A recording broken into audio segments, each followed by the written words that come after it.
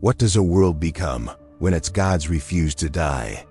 Some say the answer lies not in ancient tomes nor in the ruins of burned civilizations, but in the echoes, those faint, trembling remnants of prayers whispered by mortals who once believed the heavens were listening. Yet in the mortal realms, the heavens were never silent. They were alive.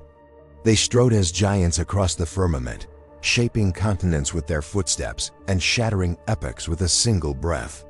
And for a fleeting age, mortals knew what it meant to live beneath the shadow of gods who bled, who raged, who conquered, who mourned. But that age, the age of myth, was not born in triumph. It rose from a wound. Before the first city's torch was lit, before the first oath was carved into stone, there was only aftermath, a universe broken by apocalypse, drifting in the cold between the death of one world and the birth of another. Sigmar, last survivor of the world that was, drifted among the stars on a fragment of the world he could not save. All he had left was memory, empires he failed, warriors he mourned, and a sky that had watched him die. When the light found him again, it came not as salvation, but as a hand-vast ancient, forged from molten eternity. Drakathun, the great Drake, regarded the lone god clinging to a dead world and saw not failure, but fire. And in a gesture that would reshape eternity, the celestial Drake guided him into the forgotten realms, where scattered energies of creation swirled in endless storms, Aesir, Akshi, Gireen, Ulgu. Realms unbound, realms waiting for a guiding will. What Sigmar found there was not peace. He found silence heavy enough to smother memory. Lands steeped in primordial power, where nameless things stalked the mists with hunger older than language. He walked deserts paved in glass where fire gods raged without form. He crossed oceans where the dreams of leviathans sculpted the tides. He wandered forests whose roots whispered stories too ancient for mortals to comprehend, stories of failures, stories of beginnings, stories of gods who had forgotten themselves. And slowly, the realms stirred. For where a god walks, myths wake.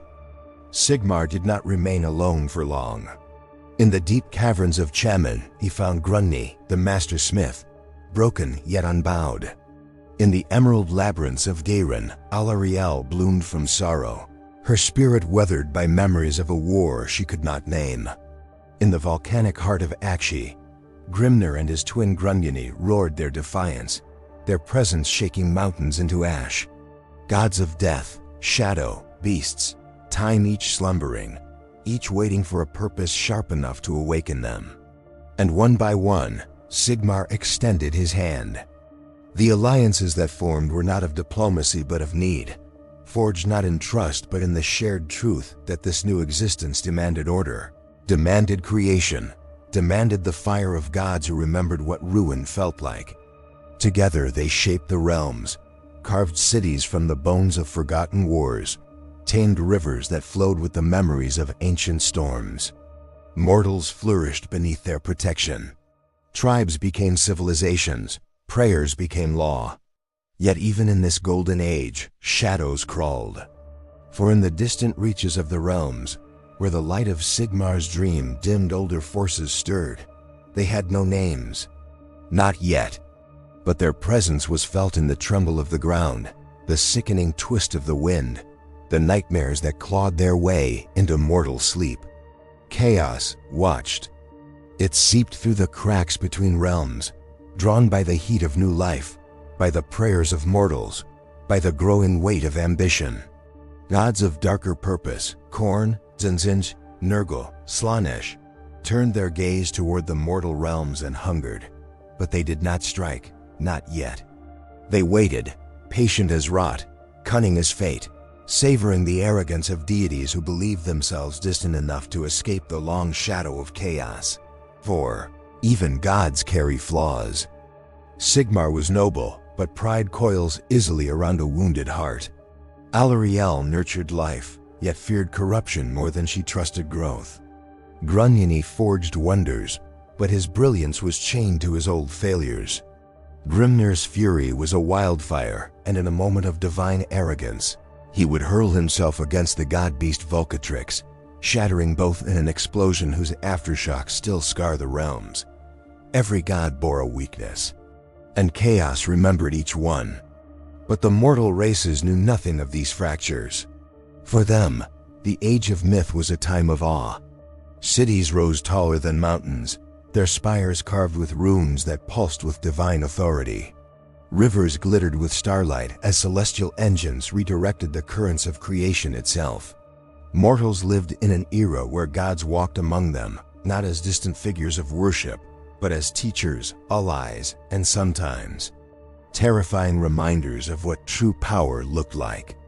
Imagine a world where the horizon itself bends to make way for the passage of your deity, where your fields bloom not because of seasons, but because Alariel glanced your way with a whisper of approval, where the clang of Grunyi's hammer echoes across continents, each strike forging miracles of craft beyond mortal comprehension, where Sigmar's thunder rolls through the heavens not as weather, but as a warning. Yet beneath all this wonder, a quiet tension grew.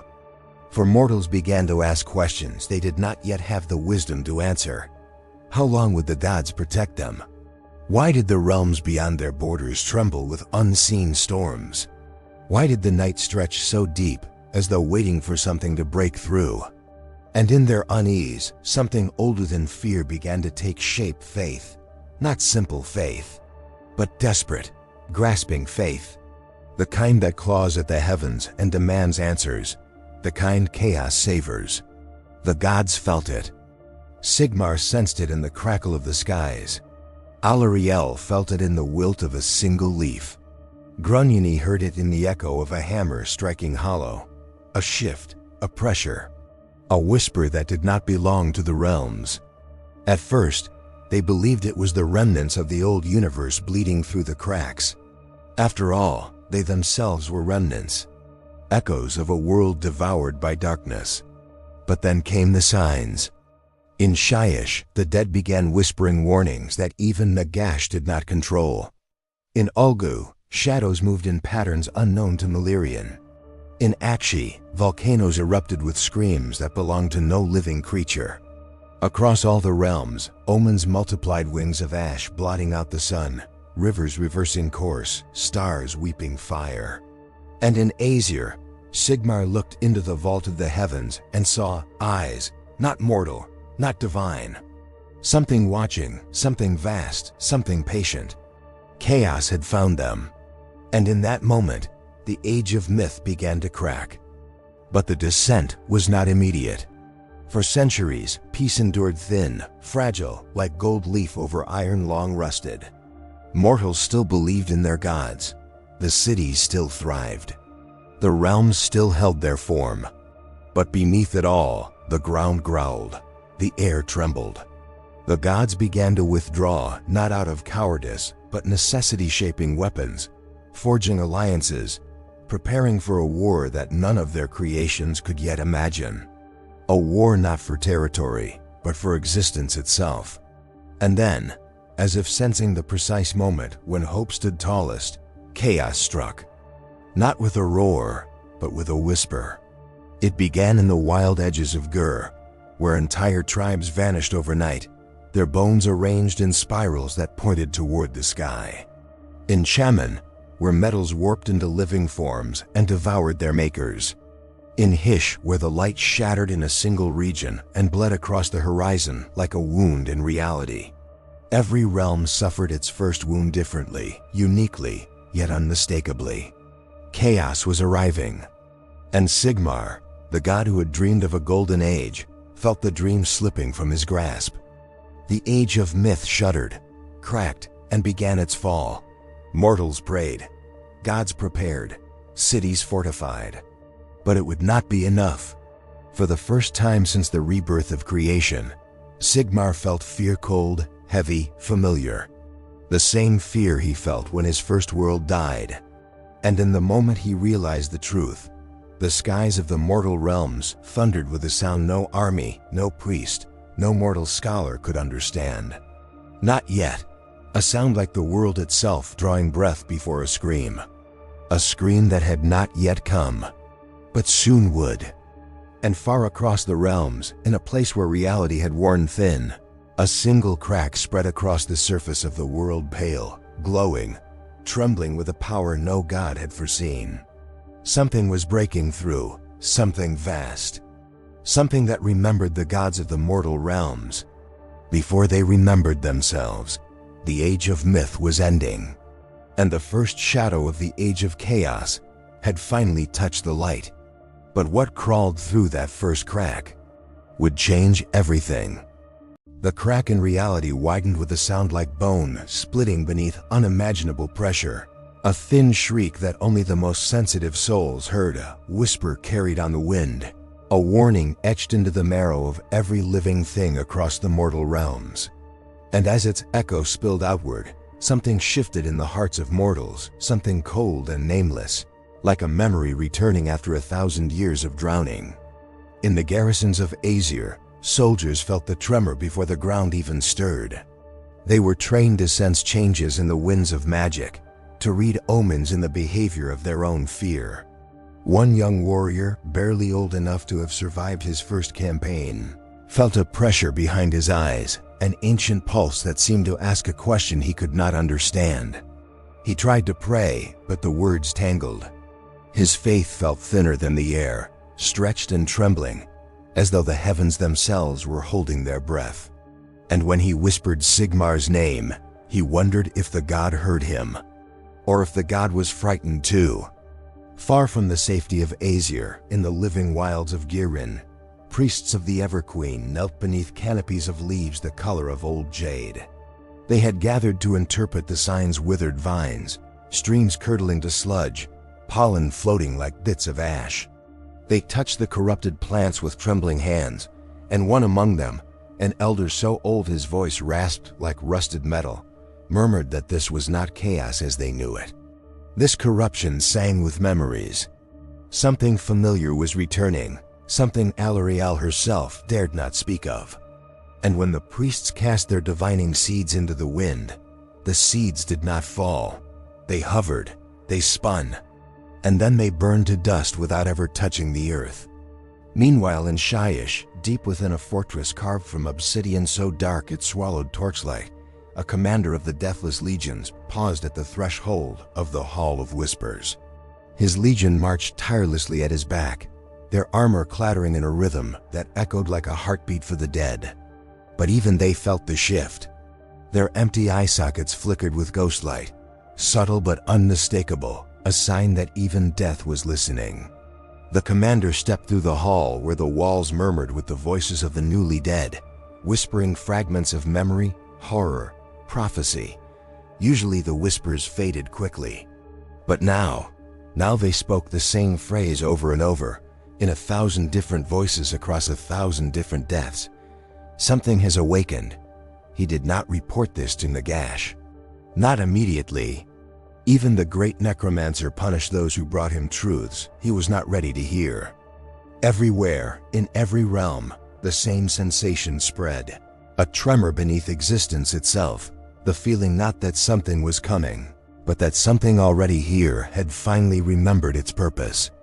Sigmar convened his council in the celestial vaults of Aesir, the light dimmer than usual, flickering as though the stars themselves were uneasy. Grunyi's voice echoed against the gilded walls, rough as grinding steel, insisting the crack was not a natural breach but a wound, a scar of the world that was tearing open again. Alarielle said nothing, her gaze distant, her posture brittle. Malerion lingered in the shadows as if half present, muttering that the crack reeked of forgotten power, something not aligned with chaos nor order nor death. Sigmar listened, his expression carved from storm-forged stone, and when at last he spoke, the vault trembled. "We have prepared for the age of chaos," he said. "But this is older." Those words spread, carried by rumors, prayers, and fear. And fear, in the mortal realms, was more infectious than plague. In the cities where mortals worshipped their divine protectors, faith began to tremble. Priests whispered doubts only when the candles were snuffed. Commanders drew lines on maps that changed every hour as strange storms twisted the landscape. Mothers told their children not to look too long at the sky, lest they glimpse something staring back. Even the Stormcast, the living thunder of Sigmar, felt fractures in their resolve. They had died once, they had been reforged. But this was a new sensation, a pull in their souls like threads unraveling, as if something was hunting for them through their memories. And in the distant, cursed corners of Akshi, where the land quaked with fire and fury, a band of Free Guild soldiers marched toward an outpost swallowed by silence. Their captain had seen war enough to know when silence was wrong, when it pressed on the lungs, when even the crackling of the flames seemed hesitant. They found the outpost abandoned. No bodies, no blood, no signs of battle. Just a single symbol carved into the stone of the central barracks. A spiral, familiar, ancient, the same spiral tribes had carved into armor and bone in the time before Sigmar's arrival, markings of a power too old for language. The captain touched the spiral, and for an instant saw a vision not of chaos, but of a world drowning in memory. He saw gods younger than the force that carved the first fire across creation. He heard a voice with no mouth whisper, "We are returning." When he blinked, the barracks had changed. The spiral pulsed with faint light, like a heartbeat. The captain ordered his troops to withdraw, but the ground beneath them shuddered and split, and something beneath the crust of Akshi exhaled. In the libraries of Hysh, scholars argued in hushed tones, their scrolls vibrating on the shelves.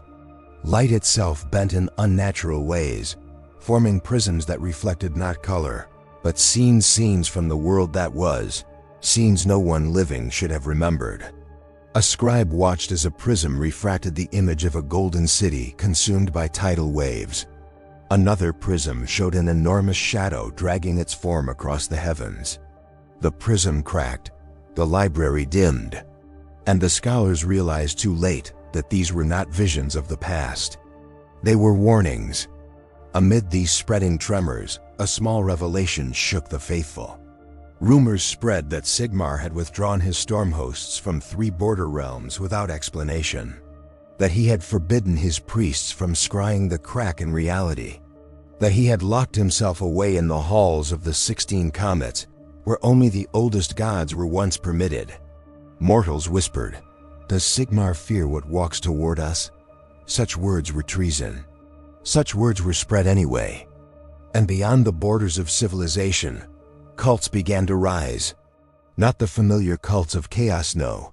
These were stranger, older. They worshipped memory. They spoke of the first dawn. They carved spirals into their skin and said that the realms had forgotten something vital, something that now remembered them. Some claimed that Sigmar had lied. Others that chaos had stolen a truth from mortals long ago. Some preached that the gods themselves were impostors wearing the faces of dead myths. Normally, the Stormcast would have crushed such ideas, but their own minds were fraying. Their reforging had always come with a cost, fragments of memory lost, pieces of themselves slipping away. Now something tugged at those fragments, pulling them not into oblivion, but into awakening. A Stormcast of the hallowed nights knelt during prayer and suddenly remembered a dream from his mortal life, hands reaching toward him from beneath an ocean of starlight. He screamed. His chamber shook. And when the other knights rushed in, they found him kneeling in a spiral of crackling blue fire, whispering a name no one recognized. The cracks in faith were spreading, and as the gods debated behind sealed doors, mortals were left to interpret the omens alone. In the city of Hammerhall, a preacher stood atop a balcony and told the crowd that the crack was punishment for forgetting. The first world punishment for believing the gods could ever shield them from the past. The people below panicked. Some threw stones, some fled, and some listened, because fear makes truth sound like prophecy. Everywhere, something was unraveling, and something else was waking. Then came the event that changed everything. A fortress city in the realm of metal, once considered unassailable, flashed with light bright enough to sear the clouds. For a moment, it looked like dawn, then the light turned black. The city melted, screamed, folded inward like crushed foil. And from its center emerged a tide not of demons, not of mortals, but of memories given flesh, warriors shaped from ancient history, clad in armor of impossible design, wielding weapons etched with sigils older than the gods. They marched without sound, without breath, without mercy. And at their lead walked a figure whose face was covered by a mask shaped like a cracked world. He raised one hand. Reality shuddered. And across every realm, every city, every shrine, mortals felt something inside their soul answer to him. Not out of loyalty, out of recognition. As though he was something they had known long before they were born. Something they were never meant to remember. In Age Sigmar felt it. And for the first time since the death of the old world, the God King whispered a single word under his breath. No. But the whisper reached no one. For at that same instant, the masked figure in Chaman turned toward the heavens and spoke a truth that shattered the sky. We were the first gods. And we have come home. Everything changed. The sky had not stopped screaming since the first gods returned. Their proclamation, we were the first gods, and we have come home, spread across the mortal realms like rot through ancient timber, seeping into cities, temples, and the quiet corners of mortal hearts. Some denied it, some embraced it. Some felt something inside them loosen, as though their souls recognized a truth their minds refused to accept. And in that widening fracture between faith and memory, the realms shuddered. War began not with trumpet or banner, but with a single ripple in the air, a distortion like heat rising from stone. It spread across Chaman in widening circles, warping metal, twisting cities into spirals, pulling entire battalions into reflections of themselves that did not obey. A line of Stormcast, once unbreakable, broke, not from fear, but because half of them turned their weapons on the others, their eyes glowing with pale memory light. They said they remembered another oath, one older than Sigmar's, older than reforging, older than their mortal births. They spoke a name that tasted like dust and starlight, and when they fell, their bodies dissolved not into lightning, but into drifting motes of silver that returned to the masked figure's outstretched hand. The ones who survived fled not from defeat, but from the unbearable truth that their faith could fracture from within. One Stormcast, a warrior forged in Sigmar's first storms, knelt behind shattered metal pillars, clutching his head as memories he did not own battered him. He saw flashes of another life, a world of crystalline cities and winged beings who shaped suns with their bare hands. He felt devotion to a god whose face he could not see. And beneath it all, a whisper told him he had once served the first gods willingly. The whisper was patient, familiar, loving. He wept, not because he believed it, but because part of him did. But the realms had no mercy to spare for inner war. In Garen, forests bloomed with flowers that grew too fast, their petals opening to reveal eyes that watched mortals with pity. Alarielle's priestesses burned the fields, singing hymns of renewal through their tears, knowing they were destroying life to prevent something older from awakening through the spores. They prayed for the Everqueen to rise in her wrath, but Alarielle moved with hesitance.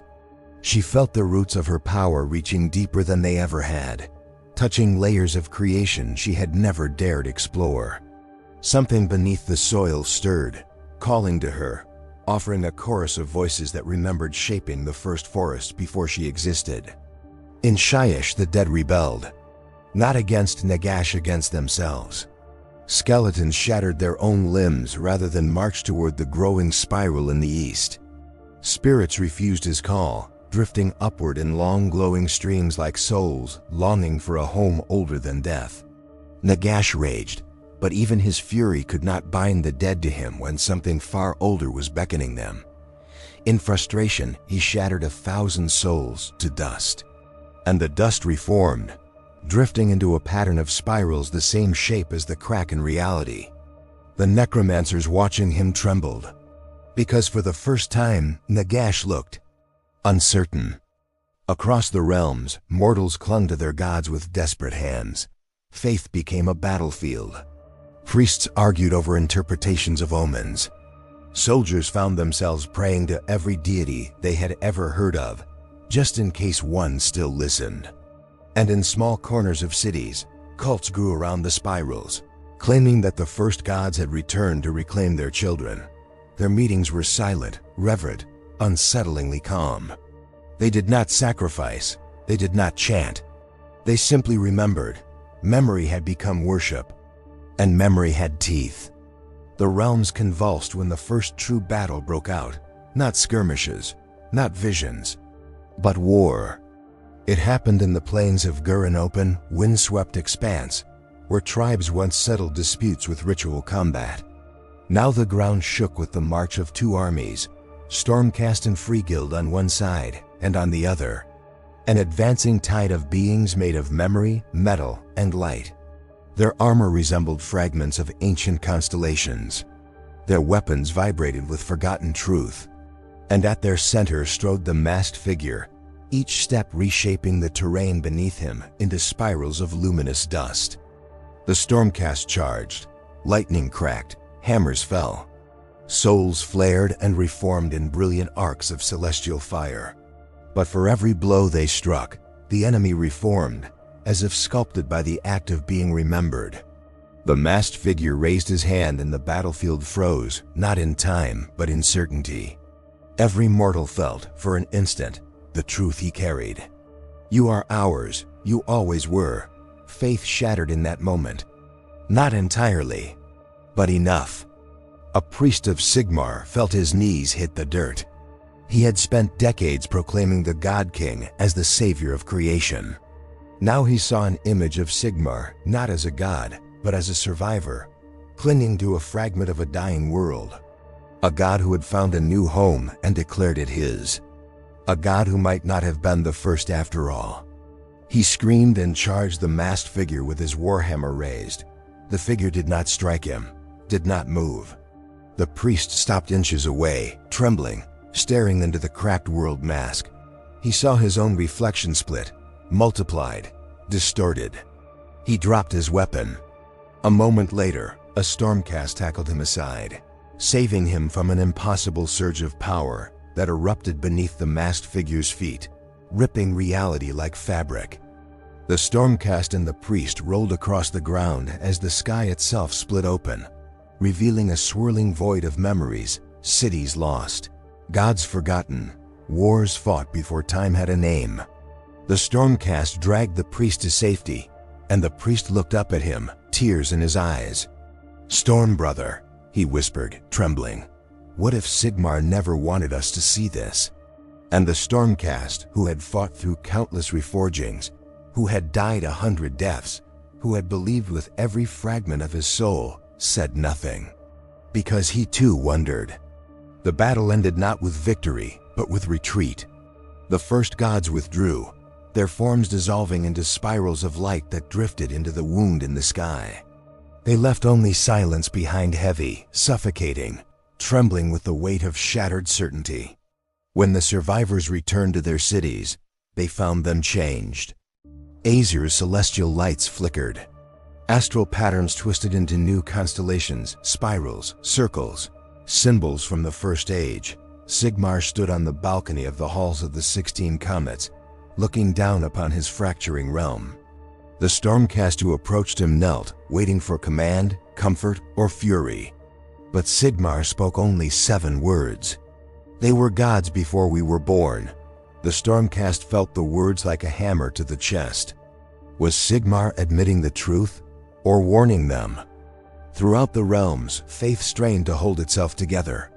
Some worshippers clung even tighter to Sigmar, claiming all gods faced rivals. Others turned to the first gods, whispering their names, carving spirals into stone, forming secret gatherings beneath cities. And some, too few to be loud, too many to ignore, began to question whether any god deserved their devotion at all. It was in this turbulence that the twist revealed itself, not by prophecy or priest, but by accident. In Hish, an astronomer studying the spirals noticed something peculiar. The crack in reality was not widening randomly. It pulsed in rhythm, a pattern, a sequence, a heartbeat. And that heartbeat was synchronizing with something in Azure, something deep, something locked. When the astronomer's discovery reached Sigmar's priests, half dismissed it as heresy. The other half fell silent, for they knew what slept beneath Aesir. They had always known, not a weapon, not a vault, not a storm engine, a being. A being Sigmar had sealed away at the birth of the Age of Myth, not dead, not forgotten, hidden, because if it ever woke, the realms would remember the truth of the First Age. Now the crack pulsed in time with its heartbeat. And in that moment, across every realm, every priest, every warrior, every Stormcast felt a single, terrible realization bloom within them like a wound. The first gods were not returning. They were answering something Sigmar had imprisoned, and whatever that something was, it had just opened its eyes. The heartbeat thundered through the realms like a sound beneath sound, a vibration that lived in bone rather than air. It pulsed with an ancient cadence, slow and inevitable, as though some colossal presence beneath creation had inhaled for the first time in an age. The sky dimmed, rivers stilled. Even the winds seemed to waver, caught between fleeing and bending their knee.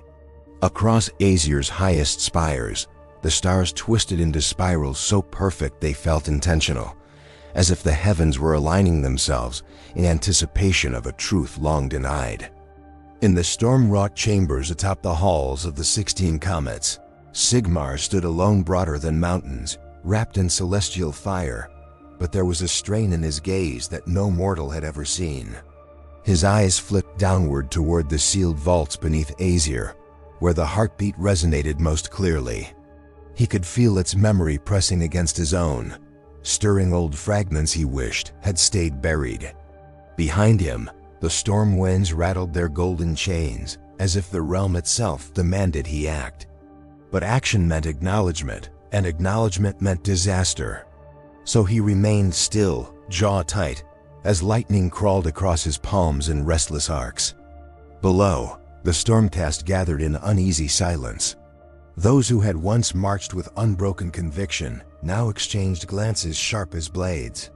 They felt the truth humming beneath their Sigmarite armor. Something older than reforging, older than thunder, older than oaths was trying to call them back. A warrior of the Astral Templars stood unmoving, helmet in hand, staring at the flickering horizon. He whispered that he had begun dreaming again, something Stormcast were not meant to do. In these dreams he saw a throne of spiraled stone and a figure sitting upon it, faceless yet familiar, beckoning with a tenderness that made his battles feel suddenly childish. His brothers told him to banish such thoughts.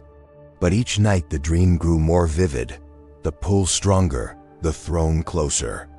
Across the realms, mortals suffered the slow collapse of certainty. In the streets of Hammerhall, preachers argued atop cracked stone platforms, their sermons swallowed by thunder without storm. One screamed that obedience to Sigmar was the only thing holding the realms together. Another called him a coward who had hidden the truth for an age. A third whispered that maybe all gods were liars and that devotion itself was a chain. The crowd surged with each word. Some listened with hollow eyes. Others screamed in desperate hope for clarity. Children clung to parents who no longer knew which prayers were safe to teach. The city felt like a powder keg held together by fear and habit, each street corner a tinderbox soaked in uncertainty. And yet, even in despair, duty persisted. Free Guild soldiers patrolled the trembling districts, stepping past graffiti spirals etched by hands too afraid to admit they had drawn them. Many soldiers had stopped sleeping, some because they feared the dreams, others because they feared waking. Their captain, a woman who had survived 4 different realms' collapses, pressed a hand to the cold metal of her breastplate, feeling her own heartbeat sync with that deeper, older rhythm beneath the world. She ordered her troops to remain steadfast, her voice steady, but she could not meet their eyes. She feared they would see the fracture growing inside her, the doubt forming its own language beneath her ribs. In Gyrin, Alarielle strode through forests that flinched away from her touch. The Everqueen radiated life, yet the roots recoiled, whispering in voices too ancient to decipher. Flowers bloomed in reverse. Trees wept sap like tears made from memory. Alarielle knelt beside a dying glade, her fingers sinking into soil that pulsed faintly in time with the great heartbeat. For the first time in centuries, she felt small not in insignificance, but in lineage, as if she were a daughter standing before the graves of her forgotten ancestors. She whispered a plea into the wind, asking who had awakened, asking why the realms trembled, asking what Sigmar had locked away. The wind did not answer. It merely spiraled. In Shyish, Nagash shattered an entire mausoleum in fury. Thousands of spirits screamed and dissolved into drifting dust as he attempted to sever the tether that pulled them toward the first gods, but even his necromantic supremacy could not erase their instinct. The dead turned their hollow sockets upward, toward the spiraled scar splitting the sky, and their whispering grew louder than his commands. Nagash's skeletal fingers clenched. He had bent death to his will across countless ages, yet now he felt something impossible. The dead no longer belonged to him. Meanwhile in Shaman, the masked figure and his legion of memory-forged warriors marched across a horizon of molten metal. Each of his steps reshaped the land, as though the very realm tried to remember its first form. Behind him, cities folded like origami in slow, graceful collapse, their structures melting not from heat, but from recollection. The masked figure paused upon a hill of shimmering auric dust and turned his gaze toward the heavens. His voice, soft yet immeasurable, carried across distances that should have made silence inevitable. "It stirs," he whispered. "The sleeper recalls the world. And soon, it will recall itself." Those words reached even Aesir, slipping past star-forged barriers and divine wards, sliding beneath Sigmar's armor like a blade of cold truth. Sigmar's fists tightened. Lightning cracked the marble beneath him. He whispered a name, the one he had locked away, the one he had sworn never to speak again. The storm around him trembled, as though recoiling from the memory he had dared to summon. Below, in the celestial chambers, a Stormcast of the hallowed nights felt that same name rip through his memory like a ripple through still water. He staggered, gripping a pillar as flashes consumed him, visions of a golden being sleeping beneath an ocean of starlight, wrapped in chains forged from fate itself. He saw legions kneeling before that being, whole civilizations shaping their existence around its breath. And then he saw Sigmar sealing it away with thunder, tears streaking through the storm. The Stormcast collapsed to his knees, gasping. Not from pain, from knowledge. He now understood who the true first god was. In every realm, similar revelations struck like falling stars priests, coughing up spirals of glowing dust. Children speaking in voices not their own. Warriors hearing lullabies from before time. The realm swam with memory, choked on it, drowned in it. The heartbeat grew louder, and louder, and louder, until the realms themselves seemed to pulse. In Aesir, beneath miles of celestial stone, the sealed vault shuddered. Its wards flickered. Its ancient locks groaned in protest. Light leaked through the cracks, soft, warm, sorrowful. The heartbeat thundered again, and Aesir's skies dimmed in reverence. Soldiers across the realm froze, tears streaming unbidden down their faces.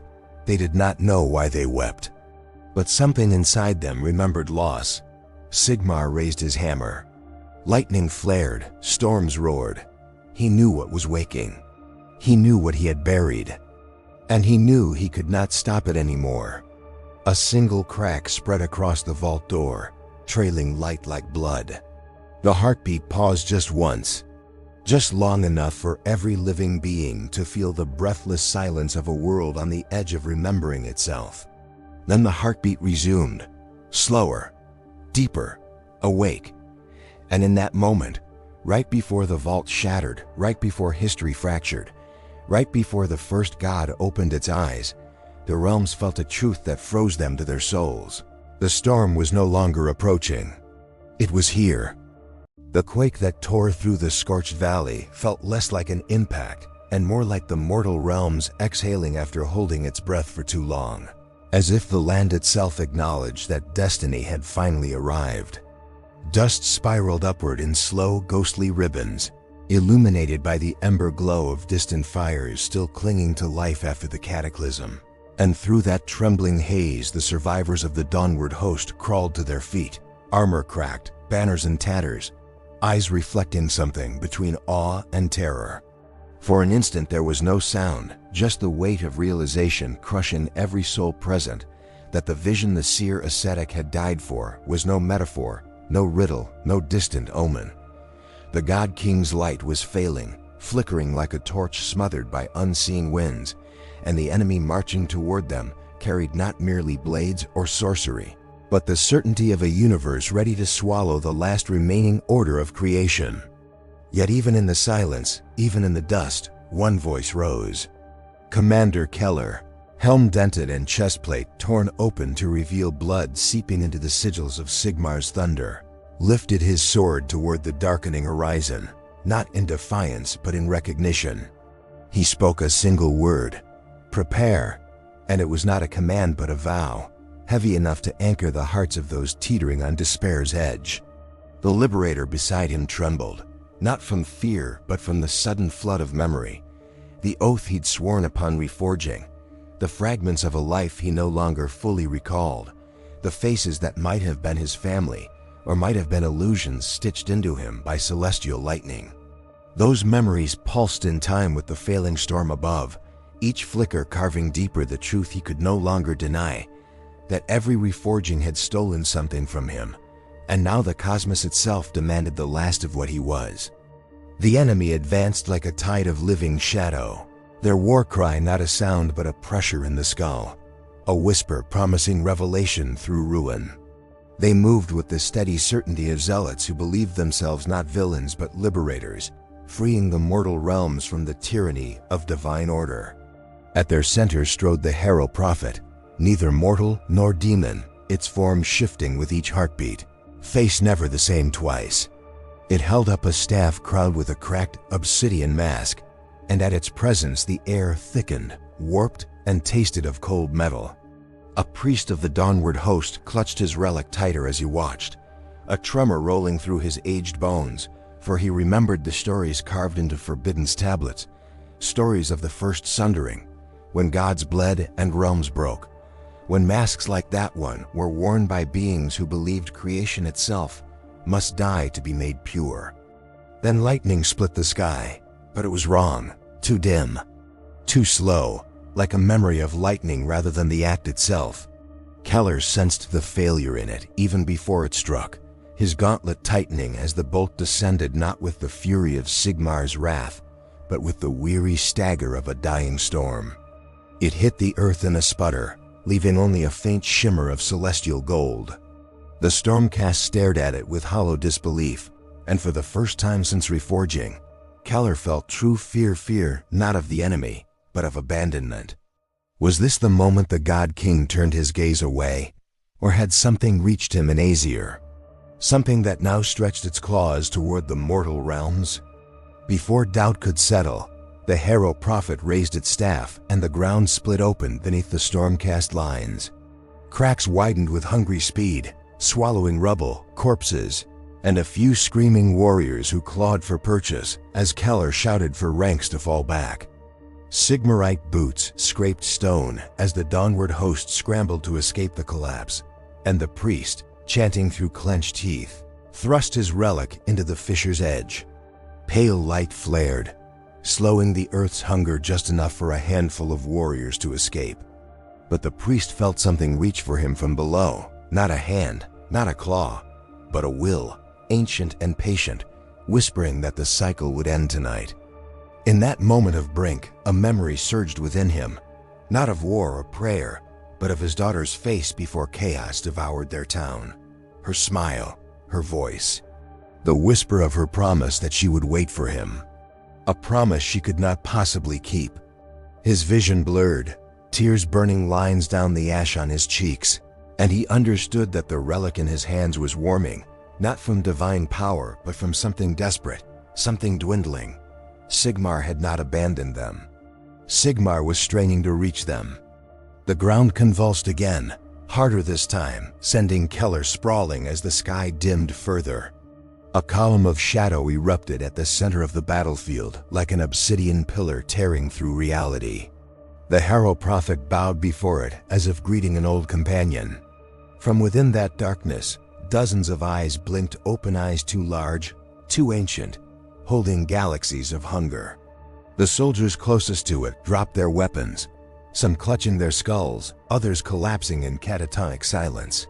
One Stormcast, reforged over a dozen times, began muttering names from past lives, every word a wound reopening.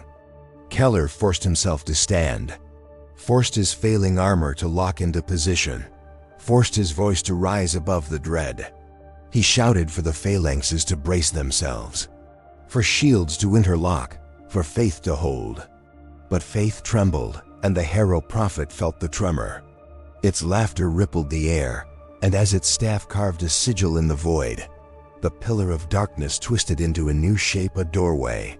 Not into another realm, but into a truth older than Sigmar, a truth older than creation's laws, a truth the priest had read only in Forbidden's fragments, that once, long before the mortal realms were ordered, there were gods who fed not on worship, but on endings, and one of them had survived. The doorway pulsed, the world dimmed. The god within stirred. Kaelor's breath caught as the priest staggered beside him, whispering that the only way to stop what was coming was to do the unthinkable. Sever the storm entirely. Sever the last thread connecting them to Aesir. Cut Sigmar's reaching hand so the ancient god could not follow the link back to the celestial realms. Kaelor refused. He spat blood and defiance, shouting that without Sigmar, they were nothing but lost souls in borrowed armor. But the priest, trembling with truth, replied that perhaps that was always the case, and perhaps the God King knew the cost of choosing them. Perhaps he had always known this moment would come. The doorway widened. Wind howled outward from it, dragging the living toward oblivion. The Harrow Prophet raised its arms in triumph as Stormcast shields skidded across stone, boots scraping, warriors roaring as they resisted the pull. Kaelor anchored his sword in the ground, one hand locked around the priest's wrist to keep him from being torn away. But the old man's eyes no longer held fear, they held resolve. Resolve stronger than reforged steel. He asked Kaelor to let go. Kaelor refused. Then the priest spoke a truth that froze Kaelor's soul. The god within the doorway was searching for a soul strong enough to serve as its vessel, and the strongest soul on the field was Kaelor's. If the doorway reached him, if the god claimed him, the mortal realms would fall in a single heartbeat. Kaelor's grip loosened. The priest smiled not with joy, but with peace, and pulled the relic from his belt. It flared with dying celestial light as he thrust it downward into the trembling earth. A shockwave ripped outward, severing the last flicker of Sigmar's failing lightning, and for a heartbeat, the sky went black. The doorway shuddered. The ancient god screamed. The Harrow Prophet staggered backward in disbelief. The storm above them split open one last time, not with light, but with silence. A silence so vast, so absolute, that every warrior froze as if suspended between breaths. And in that silence, Kaelor felt something he had never felt before, the complete absence of his God King's presence. Not loss, not betrayal, absence. The priest's body collapsed beside him, the relic dimming to nothing. The doorway quivered, shrinking, folding inward as if wounded. But before it sealed entirely, before the storm closed its final eye, Kaelor saw something within that darkness, something watching him, recognizing him, and smiling. When the doorway vanished, the valley fell still. But the stillness tasted wrong, like the pause before a scream. Kaelor lifted his sword with shaking hands, unaware that his eyes, once bright with celestial gold, now carried a faint reflection of the darkness that had stared back at him. The valley lay quiet in the wake of its own unmaking, the last tremors fading into the bones of the earth, as if the world itself sought to forget what had transpired. Smoke drifted in thin, ghostly strands across the broken stones, curling around shattered Sigmarite and the still bodies of the fallen. each wisp moving with mournful intent, as though paying respects to warriors who would not rise again. A faint breeze stirred the ash, carrying with it the scent of something ancient: ozone, blood, and the metallic echo of severed divinity. High above, where once the heavens had shone with celestial gold, only a dim, bruised sky remained, the last flickers of stormlight dying like exhausted fireflies in the fading dusk. Commander Kaelor stood at the center of the ruin, motionless, carving a lone silhouette against the trembling horizon. His armor, cracked and scorched, reflected none of its former radiance. The faint reflection in its dented plates showed a face shaped from sorrow and something deeper, something he did not yet dare to name. The other Stormcast who survived watched him with a mixture of reverence and fear, sensing the change in him but unable to speak it aloud, as though naming it would wake whatever darkness had brushed against him through that closing doorway. Kaelor knelt without a sound, lowering his helm beside the still body of the priest who had saved them all. The old man's features were peaceful, his hands folded around the relic, now gone dark and lifeless. Kaelor bowed his head, and for the first time since reforging, since the lightning had stolen his mortal past and sealed him to divine purpose, he felt tears gather. They slid down his cheeks in silence, carving clean lines through the soot as he whispered a name he did not recognize, but felt in the deepest echo of his fractured soul. Perhaps it was the priest's name. Perhaps it was his own, from a life he no longer remembered. Perhaps the two were not so different now. The wind shifted, carrying faint murmurs from the scattered survivors. Words of mourning, words of confusion, words whispered in the cracks of faith. A liberator leaned on his broken hammer, staring at the sky as though pleading for a sign from Azir, any sign. He received only silence, vast and hollow. Another Stormcast knelt beside a wounded comrade whose reforged essence flickered erratically, as though the divine engine within could not decide whether to hold on or dim forever. The dying warrior smiled faintly, his voice barely a breath as he said that perhaps this was how mortals truly lived, uncertain, afraid, yet still hoping the dawn might come. Then he faded, leaving behind a soft shimmer that dissipated before anyone could gather it. Kaelor rose slowly, feeling the weight of the priest's final warning pressing upon his chest like the memory of a blade. The darkness had seen him, marked him, and whatever lingered in that abyss had not retreated in defeat, but in contemplation. He could feel it at the edge of thought, not as a voice but as a presence, a cold fingertip gently tracing the borders of his soul, curious, patient. Far to the west, the ground still glowed faintly where the doorway had closed, a thin scar across the valley floor, pulsing with the memory of what had almost emerged. The Stormcast avoided it instinctively, stepping around the fissure with the same caution mortals gave to graves they feared were not entirely empty. Kaelor approached it anyway. The closer he drew, the more the air trembled, not with magic, but with the echo of an absence too vast to comprehend. He knelt beside the mark and touched the stone with his fingertips. It was cold, colder than death, a reminder that even in salvation, something had been lost, or perhaps traded. The liberators behind him asked what their next orders were, their voices subdued, uncertain. Kaelor looked toward them, his eyes catching a faint glimmer of that foreign darkness before it blinked away like a memory returning to its hiding place. He spoke softly, almost too softly for them to hear, and told them they would return to the Dawnspire, regroup, mourn, and prepare for the next war. The Stormcast nodded, relief and purpose mingling in their weary forms. But Kaelor's words rang hollow even to his own ears. For how could they prepare for an enemy they did not understand? For a god older than order? For a presence that had marked him not with corruption, but with familiarity? As they gathered their wounded and began the solemn march toward the shattered horizon, the world around them seemed to watch. Trees stood like silent witnesses, their charred branches reaching upward in supplication or warning. The clouds drifted with slow, funereal grace, parting just enough to let a sliver of pale, indifferent light spill across the ruined battlefield. And beneath it all, the land exhaled again, the long breath of a realm that had survived yet another step toward its own unraveling. Kaelor paused once more before leaving the valley, turning back to the scar etched into the earth. It pulsed faintly, like the dying heartbeat of a forgotten star. In its cold reflection he saw not a warrior, not a Stormcast, not a vessel of Sigmar.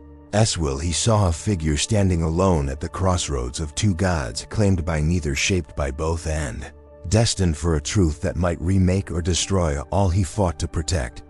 He closed his eyes, letting the silence settle around him like a shroud. And in that silence he wondered, with a heaviness that felt eternal, whether survival was truly a blessing, or merely the cost demanded by a universe that refused to release its captives. What is faith, he wondered, when the God who forged you cannot reach you? And what becomes of a soul when something in the dark decides it wants to be remembered? Kaelor turned away at last, following his warriors into the dim horizon, leaving the valley to its ghosts and the sky to its wounded twilight. The world did not heal. It simply continued, as all broken worlds must. If you felt the weight of this story, don't forget to like, subscribe, share, and leave your thoughts in the comments. The valley lay quiet in the wake of its own unmaking, the last tremors fading into the bones of the earth, as if the world itself sought to forget what had transpired. Smoke drifted in thin, ghostly strands across the broken stones, curling around shattered Sigmarite and the still bodies of the fallen, each wisp moving with mournful intent, as though paying respects to warriors who would not rise again. A faint breeze stirred the ash, carrying with it the scent of something ancient: ozone, blood, and the metallic echo of severed divinity.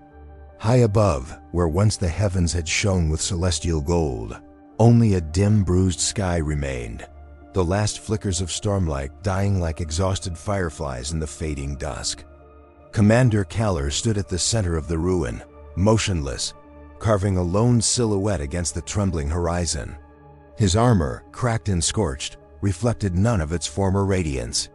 The faint reflection in its dented plates showed a face shaped from sorrow and something deeper, something he did not yet dare to name. The other Stormcast who survived watched him with a mixture of reverence and fear, sensing the change in him but unable to speak it aloud, as though naming it would wake whatever darkness had brushed against him through that closing doorway. Kaelor knelt without a sound, lowering his helm beside the still body of the priest who had saved them all. The old man's features were peaceful, his hands folded around the relic, now gone dark and lifeless. Kaelor bowed his head, and for the first time since reforging, since the lightning had stolen his mortal past and sealed him to divine purpose, he felt tears gather. They slid down his cheeks in silence, carving clean lines through the soot as he whispered a name he did not recognize, but felt in the deepest echo of his fractured soul. Perhaps it was the priest's name. Perhaps it was his own, from a life he no longer remembered. Perhaps the two were not so different now. The wind shifted, carrying faint murmurs from the scattered survivors. Words of mourning, words of confusion, words whispered in the cracks of faith. A liberator leaned on his broken hammer, staring at the sky as though pleading for a sign from Azir, any sign. He received only silence, vast and hollow. Another Stormcast knelt beside a wounded comrade, whose reforged essence flickered erratically, as though the divine engine within could not decide whether to hold on or dim forever. The dying warrior smiled faintly, his voice barely a breath as he said that perhaps this was how mortals truly lived, uncertain, afraid, yet still hoping the dawn might come. Then he faded, leaving behind a soft shimmer that dissipated before anyone could gather it. Kaelor rose slowly, feeling the weight of the priest's final warning pressing upon his chest like the memory of a blade. The darkness had seen him, marked him, and whatever lingered in that abyss had not retreated in defeat, but in contemplation. He could feel it at the edge of thought, not as a voice but as a presence, a cold fingertip gently tracing the borders of his soul, curious, patient. Far to the west, the ground still glowed faintly where the doorway had closed. a thin scar across the valley floor, pulsing with the memory of what had almost emerged. The Stormcast avoided it instinctively, stepping around the fissure with the same caution mortals gave to graves they feared were not entirely empty. Kaelor approached it anyway. The closer he drew, the more the air trembled not with magic, but with the echo of an absence too vast to comprehend. He knelt beside the mark and touched the stone with his fingertips. It was cold, colder than death, a reminder that even in salvation, something had been lost, or perhaps traded. The liberators behind him asked what their next orders were, their voices subdued, uncertain. Kaelor looked toward them, his eyes catching a faint glimmer of that foreign darkness before it blinked away like a memory returning to its hiding place. He spoke softly, almost too softly for them to hear, and told them they would return to the Dawnspire, regroup, mourn, and prepare for the next war. The Stormcast nodded, relief and purpose mingling in their weary forms. But Kaelor's words rang hollow even to his own ears. For how could they prepare for an enemy they did not understand? For a god older than order? For a presence that had marked him not with corruption, but with familiarity? As they gathered their wounded and began the solemn march toward the shattered horizon, the world around them seemed to watch. Trees stood like silent witnesses, their charred branches reaching upward in supplication or warning. The clouds drifted with slow, funereal grace, parting just enough to let a sliver of pale, indifferent light spill across the ruined battlefield. And beneath it all, the land exhaled again, the long breath of a realm that had survived yet another step toward its own unraveling. Kaelor paused once more before leaving the valley, turning back to the scar etched into the earth. It pulsed faintly, like the dying heartbeat of a forgotten star. In its cold reflection he saw not a warrior, not a Stormcast, not a vessel of Sigmar. He saw a figure standing alone at the crossroads of two gods claimed by neither, shaped by both, and destined for a truth that might remake or destroy all he fought to protect. He closed his eyes, letting the silence settle around him like a shroud. And in that silence he wondered, with a heaviness that felt eternal, whether survival was truly a blessing, or merely the cost demanded by a universe that refused to release its captives. What is faith, he wondered, when the God who forged you cannot reach you? And what becomes of a soul when something in the dark decides it wants to be remembered? Kaelor turned away at last, following his warriors into the dim horizon, leaving the valley to its ghosts and the sky to its wounded twilight. The world did not heal. It simply continued, as all broken worlds must. If you felt the weight of this story, don't forget to like, subscribe, share, and leave your thoughts in the comments.